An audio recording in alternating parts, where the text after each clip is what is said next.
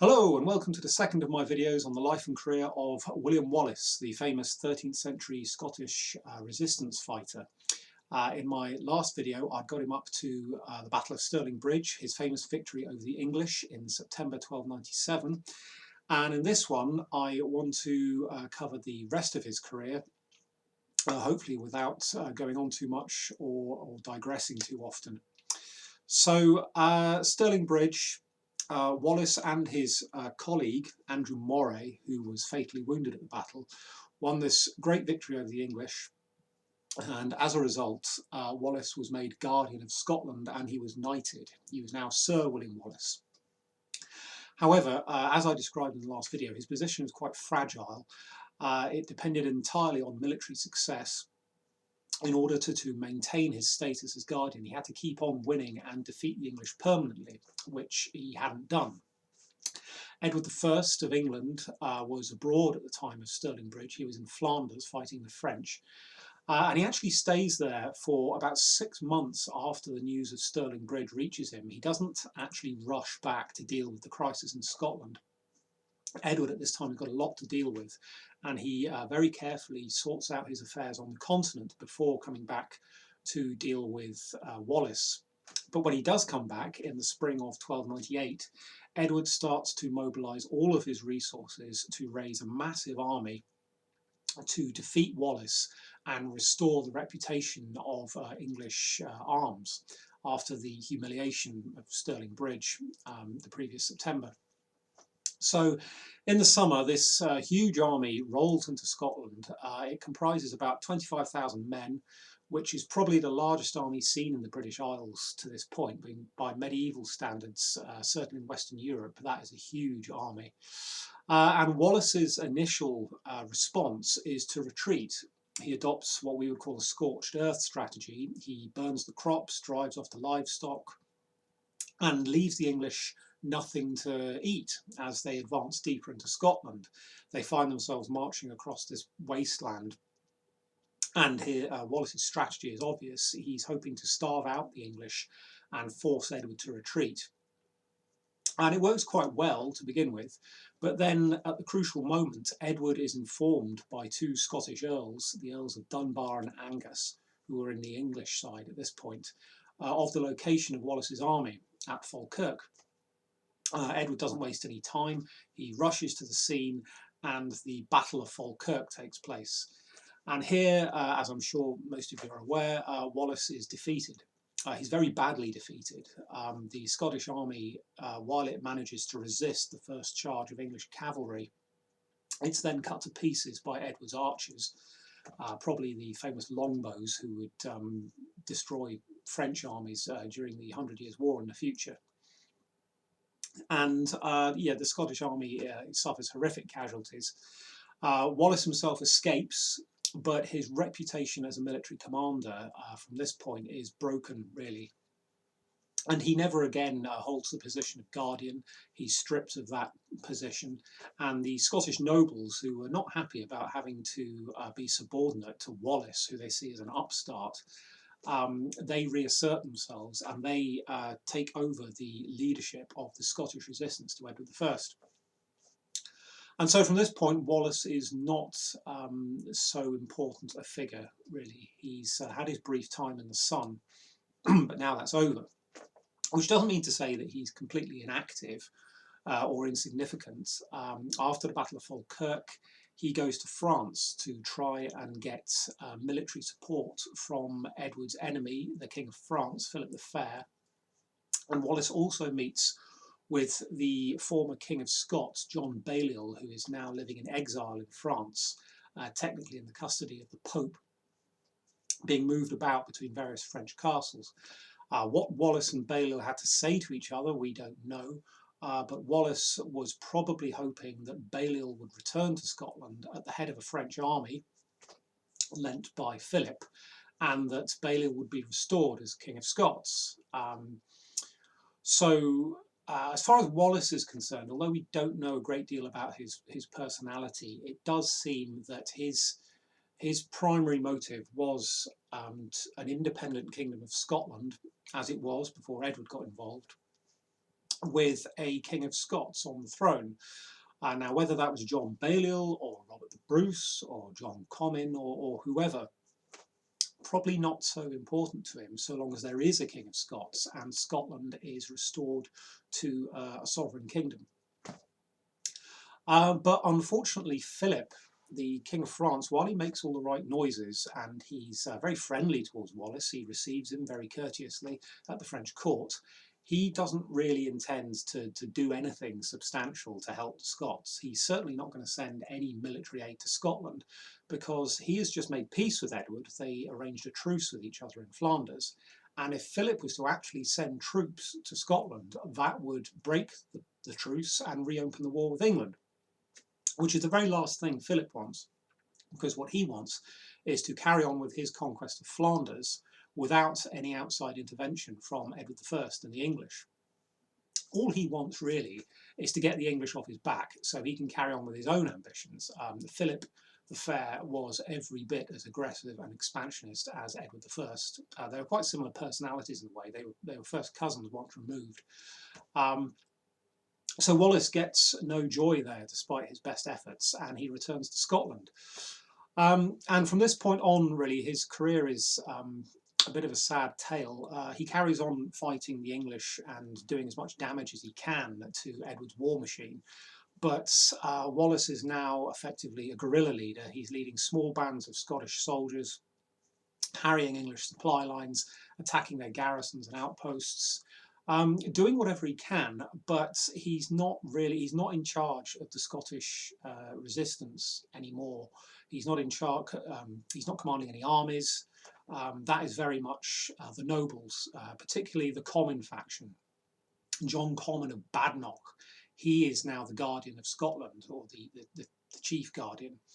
Robert the Bruce, interestingly, he chooses this moment. We're now in about 1301, a couple of years after the Battle of Falkirk. He defects to Edward. Yes, the big hero of Scottish resistance, Robert the Bruce, he actually went to fight for the English. And his reasons are perfectly obvious and pragmatic. Bruce wanted to be King of Scots, just like his father and grandfather before him. That was the driving ambition of the Bruce family. And he was prepared to do pretty much anything to achieve that aim. And of course, if John Balliol comes back to Scotland at the head of a French army and is restored to the Scottish throne, well, Bruce's ambitions will go up in smoke. He will never get to be King of Scots. So for him, the pragmatic thing to do at this point in time in his career is to actually join Edward in the hope that Edward will be able to defeat the Scots, the Balliol Scots, the Comyns and their supporters, and possibly place Bruce on the throne. Although if that's what Bruce was hoping for, then it was a hopeful long shot, because Edward had previously deposed the King of Scots, John Balliol, and he had made it pretty clear that he didn't regard Scotland as any kind of sovereign kingdom after that. He called it a land. It was a mere appendage of the English crown, ruled by himself as Lord Paramount, which is this peculiar made-up title that he invents for himself. But regardless, Bruce is now in the English camp. Wallace is still fighting alongside the Comyns and the other Scots who are still resisting Edward. But as time goes on, the Scottish resistance starts to crumble, particularly when Edward agrees to a permanent peace with Philip and France, because that means the Scots can no longer hope for any effective aid from France, either military or diplomatic. And Edward, who is no longer obliged to divide his resources between Scotland and France, can now throw everything at Scotland. And in 1304, he finally makes a breakthrough. He crosses the River Forth for the first time since 1296 and gets into northern Scotland, which is the heartland of the Scottish resistance. And at that point, although the Scots put up a very tough fight, it's pretty obvious that they're going to have to sue for peace, because the alternative is to risk a battle, which is exactly what they've refused to do since the Battle of Falkirk, because that was such a disaster. So they sue for peace, and Edward agrees, and there's this sort of negotiated settlement, which is very different from the previous situation in which Edward had conquered Scotland outright, or thought he had. This is more of a compromise. But Wallace is excluded, and this is partially because Edward won't accept anything except Wallace's unconditional surrender. All the other Scots, or most of them, are allowed to surrender on terms, but he makes an exception for Wallace. And there is some kind of psychology at work here that we still don't really understand, why Edward had such a personal issue, or a vendetta even, against William Wallace, who had not really been much of a serious threat to him for several years, certainly not as much as the Scottish nobles such as John Comyn, who Edward is perfectly prepared to take into his peace. But there's something about Wallace that Edward obviously just doesn't like. Um, According to one English chronicle, Wallace did actually offer to surrender in exchange for some land, but Edward angrily refused. Now, we don't know if that's true or not, but it's not totally unfeasible when you consider that all the other Scots had surrendered at this point. But whatever the motives, Wallace is now on the run. He is pretty much the only resistance left, especially after the garrison at Stirling Castle on the Forth surrenders to Edward in 1305. And all the nobles of Scotland swear the oath of fealty to Edward at St Andrews early in that year. So Edward has effectively reconquered Scotland. This is a reconquista, if you like. And Wallace is on his own. And he is eventually captured outside Glasgow by a Scottish knight, Sir John Menteith. And he's handed over to the English, and he's not put on trial as such. It's one of those misunderstandings. He's taken to London, and there the charges are read out in front of him. But he's not really on trial because he's an outlaw, and outlaws didn't get trials. They were already condemned. The only process that took place at London was the specific charges against Wallace were read out. And he apparently didn't say very much. He basically silently accepted the charges, all except one, which was that he had broken his fealty to King Edward. And apparently at this point he spoke up and said, well, that was impossible because he had never sworn fealty to Edward in the first place. Which is debatable because while Wallace himself might not have sworn the oath, his lords, the Stuarts, certainly did, and so did the king, John Balliol. So it's arguable whether Wallace needed to swear the oath. He was of quite lowly status, and if his overlords sweared loyalty to another king, then that essentially meant that he had as well, whether he liked it or not. But that's a pedantic, nitpicking detail, really. And the whole process, the sentence on Wallace was really a formality. He was always going to be executed, which he is with great savagery at Smithfield. He's hanged, drawn and quartered, a very brutal form of execution, which Edward had previously inflicted on Prince Dafydd of Wales.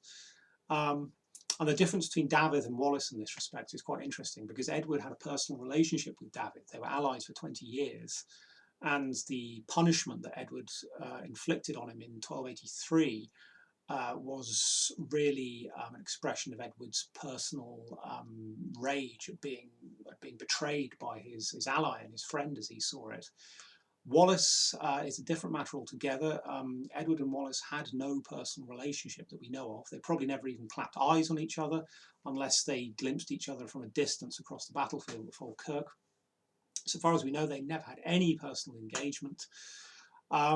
So what exactly Edward's beef is with this man is difficult to say. But he did, and it doesn't really say much for Edward's personality. It's a very vindictive streak that he expressed in this instance.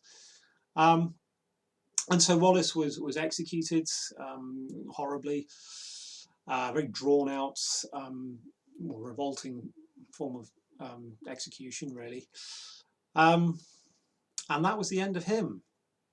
And of course, he lived on in the memory of the Scots, and he was the star of that movie, Braveheart. He also appeared, albeit briefly, in the more recent Outlaw King, which focuses on Robert the Bruce. And he is very much a national hero in Scotland and a symbol of resistance to Edward I and the Plantagenets and the English efforts to conquer Scotland. But still, despite all that, still quite an obscure individual whom we don't really know very much about. And in that respect, he's a blank slate. He can be anything anyone wants him to be.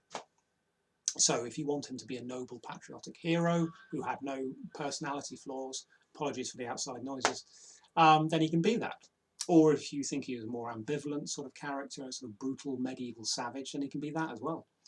As so often with these medieval figures, it pretty much depends on what you want to believe. Okay, I hope that was interesting, and I'll be back with another Who Was This Person at some point in the near future, hopefully. Thank you.